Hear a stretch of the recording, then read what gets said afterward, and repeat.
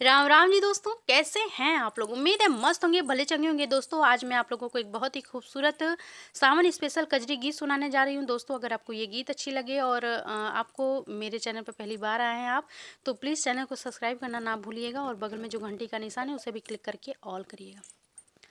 बन में बोले कोयलिया, काली पिया अम्मा की डाली पिया ना।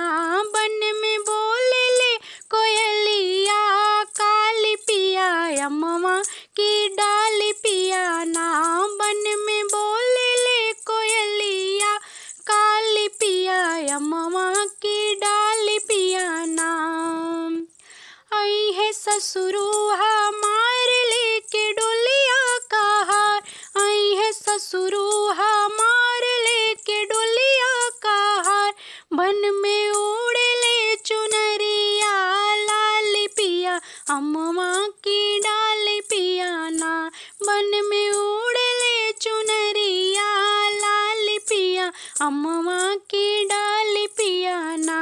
बन में बोले ले कोयलिया, काली पिया अम्मा की डाली पिया ना। आई है भसुरू हमार लेके डोलिया का हार, आई है भसुरू हमार लेके डोलिया का हार। बन में उड़े ले चुनरिया, लाली पिया अम्मा की डाली पिया ना। बन में उड़े ले चुनरिया, लाली पिया अम्मा की डाली पिया ना। बन में बोले ले कोयलिया, काली पिया अम्मा की डाली पिया ना। आई है देवरू हमार लेके डोलिया का हार, आई है देवरू हमार लेके डोलिया का हार। बन में उड़े ले चुनरिया, लाली पिया अम्मा की डाली पिया ना। बन में उड़े ले चुनरिया, लाली पिया अम्मा की डाली पिया ना।